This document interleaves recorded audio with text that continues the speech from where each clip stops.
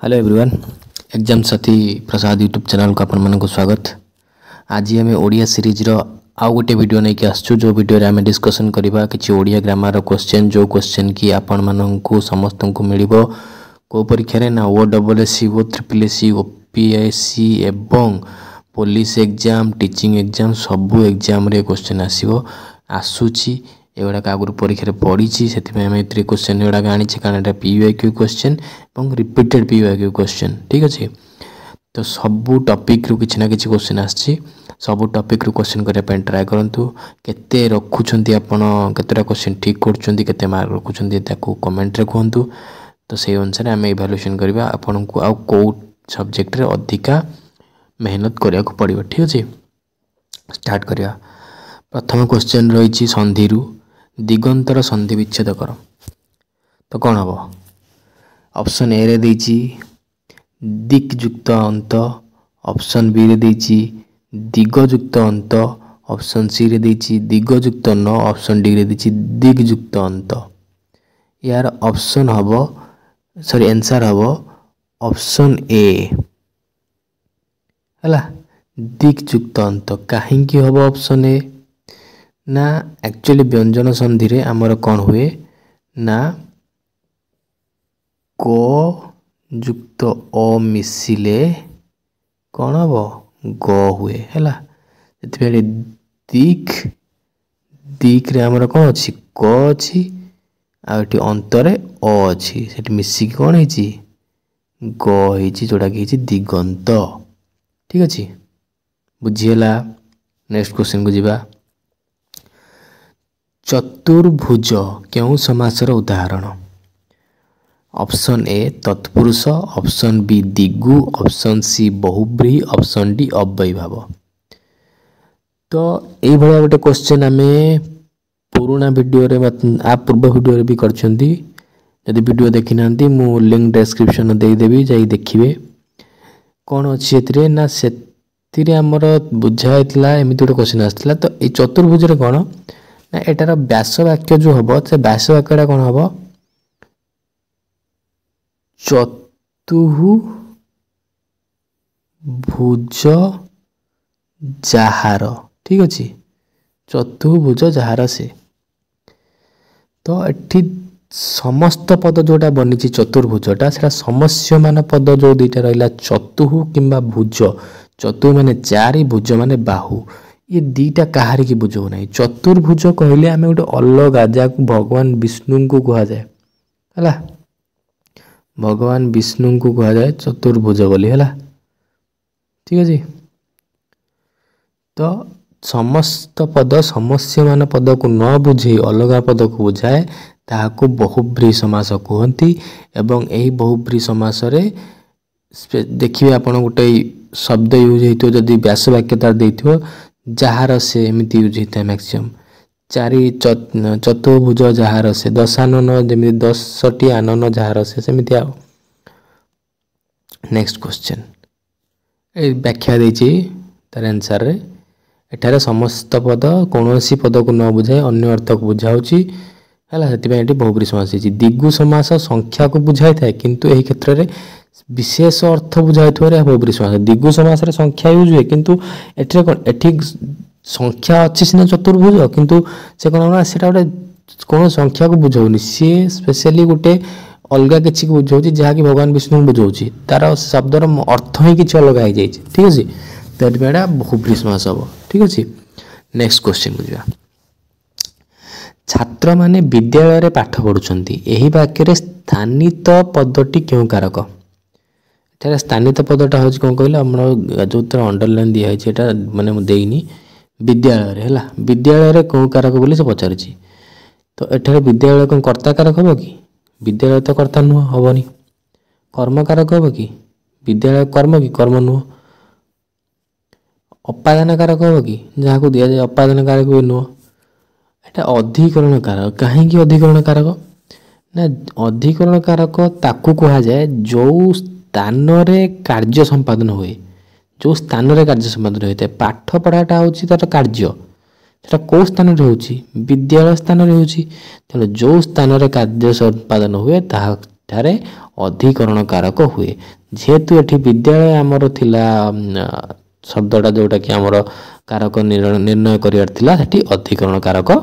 हबो ठीक अछि बुझियला ए डिस्क्रिप्शन ले विषय देछि जो क्रिया केउ स्थान रे संपादित होउछि ता जणाउथिबारे अधिकरण कारक अटे हला ज्येष्ठ शब्दर विपरीत शब्द लेख ज्येष्ठर कौन हम समस्ते जानते ज्येष्ठर कौन हम ज्येष्ठर हूँ निकृष्ट हम कि निकृष्ट तो हेनी ज्येष्ठर के निकृष्ट हूँ उत्कृष्ट श्रेष्ठ भी केवे हेनी बड़ बड़ ज्येष्ठ एक्चुअली माने समान है तो ज्येष्ठर हूँ कनिष्ठ ज्येष्ठ माने बड़ कनिष्ठ माने सान है से लिखाई जाओ कि ना निम्नलिखित मध्य शुद्ध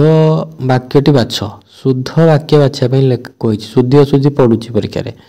निहाती पड़ू है शुद्धि अशुद्धि पिला टाइम भी जाए कहीं गोटे गोटे वार्ड रे गोटे गोटे अक्षर रे जब एपट सेपट होते पिला खोजुवे है आम एक कार्यारंभ करी अच्छी तो देखला बेलू भूल लगुच पढ़ी भी जे एक कार्यारंभ कौन एटा तो भूल लगुच है तापर आमे गोटे कार्य आरंभ करी अच्छु हो ठीक ठाक लगुच देखिया तापर सी रे देछि आम्भे माने गोटे कार्य आरंभ करी अच्छु है तापर एटा भी ठीक रहा आमर डाउट रे डी रे रखिबा आमे आम्भे माने गोटे कार्य करी अच्छु है सी रे देछि आम्भे माने गोटे कार्य आरंभ करी अच्छु डी रे देछि आम्भे माने गोटे कार्य करी अच्छु तो आमर एक्चुअली एठी आरंभ शब्दटा जेहेतु सबुथरे यूज होइछि डी रे तो आरंभ शब्द नाही होला तो डी को आमे ऑप्शन रु हटेई दबा होला जेहेतु शुद्ध शब्द बाछिया पई कहिछि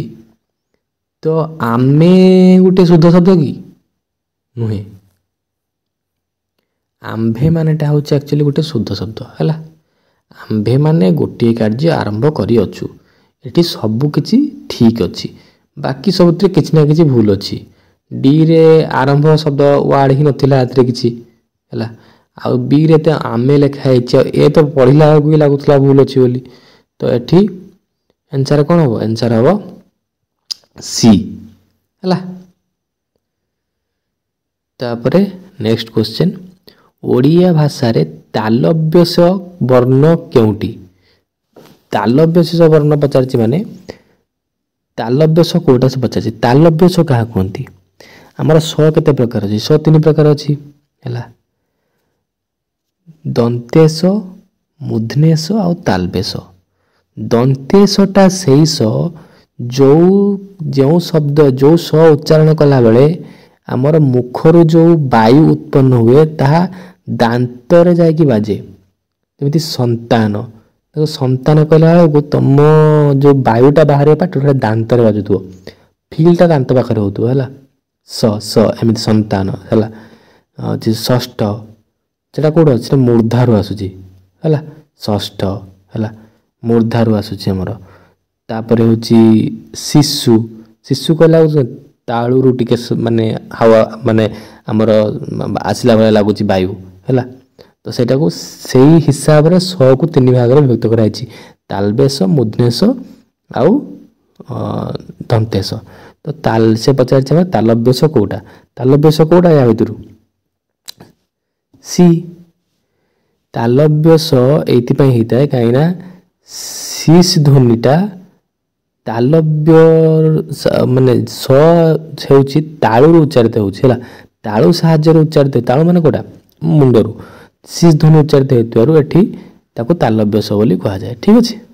जेमते बुझेली दंतेश मूर्धन्यस तालव्यस हैला से धीरे धीरे चालू अछि एही वाक्य रे स्थानित पदटी केउ शब्द एठी मु स्थानित पद रे मु गारा देवा को भूल जेटा हाइलाइटेड पद होवा था एक्चुअली हाइलाइट मु करिनी धीरे धीरे हैला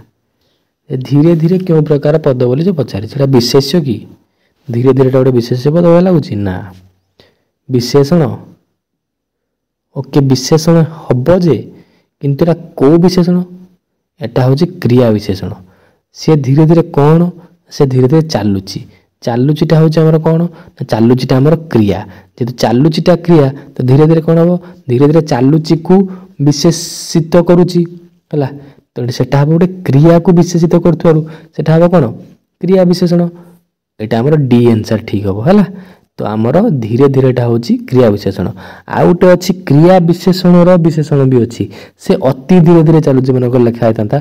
अति जब पचार था से अतिटा होता क्रिया विशेषण विशेषण किंतु ये धीरे धीरे हम क्रिया विशेषण खाली विशेषण हेनी